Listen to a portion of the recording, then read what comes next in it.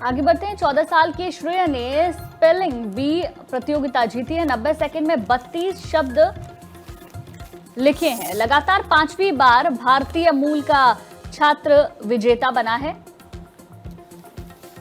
तो श्रेया ने spelling B प्रतियोगिता जीत ली है। 14 साल के हैं श्रेया। 90 सेकंड में 32 शब्द सी लिखे। 5वीं बार भारतीय मूल का छात्र इस प्रतियोगिता में विजयी बना है।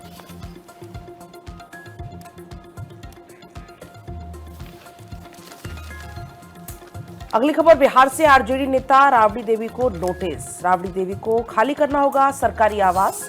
आवंटित सरकारी आवास को खाली करने के लिए नोटिस जारी कर दिया गया है।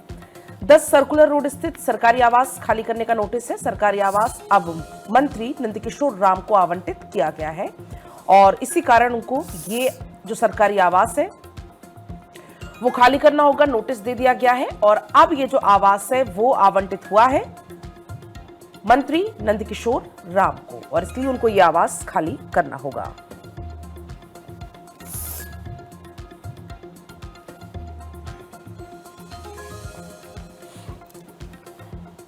बात कोलकाता की करेंगे। कोलकाता में बुलडोजर कार्रवाई पर फिलहाल रोक लगा दी गई है। कलकत्ता हाईकोर्ट ने पूरे कोलकाता में ये रोक लगाई है। आपको बता दें कि कोलकाता हाईकोर्ट ने बंगाल सरकार से रिपोर्ट इसको लेकर मांगी है। हाईकोर्ट ने मामले पर यथास्थिति बनाए रखने के निर्देश दिए हैं।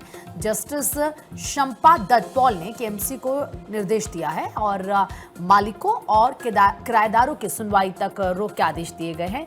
केएमसी को 30 दिनों में सुनवाई प्रक्रिया पूरी करने का निर्देश दिया गया है। मामले की अगली सुनवाई गर्मी की छुट्टियों के बाद होगी। तो केएमसी को ये निर्देश दिया गया है, यानी कि कोलकाता म्युनिसिपल कॉर्पोरेशन को ये निर्देश दिया गया है। तो कोलकाता में बुलडोजर कार्रवाई फिलहाल नहीं होगी। रोक यहां पर हाईकोर्ट की तरफ से लगा दी गई है। इसी के साथ बंगाल सरकार से कोलकाता हाईकोर्ट ने रिपोर्ट भी मांगी है।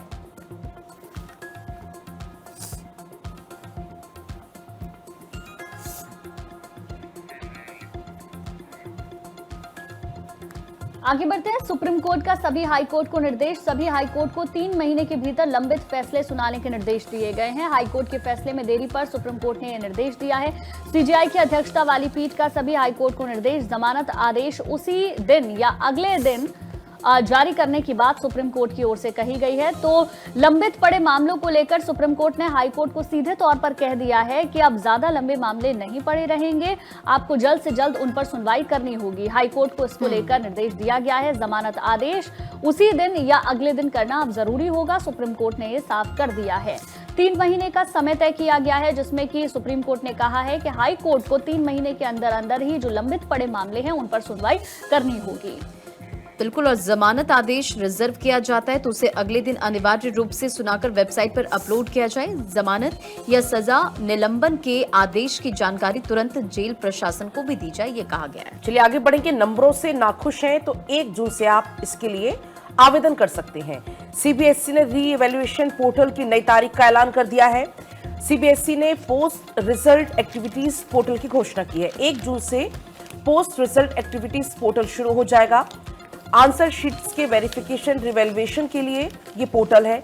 बोर्ड ने ये साफ तौर पर कहा है कि छात्रों की उत्तर पुस्तिकाओं की जांच और रिवैल्यूएशन के लिए प्रक्रिया को पूरी तरह से पारदर्शी, बिना किसी तकनीकी परेशानी के पूरा करने के लिए फैसला लिया गया है। सीबीएसई का कहना है कि वो मूल्यांकन प्रक्रिया में किसी तरह की कोई गलती या जल्दबाजी नहीं चाहता है और इसलिए सभी जरूरी तैयारियों और तकनीकी व्यवस्था को मजबूत किया जा रहा है।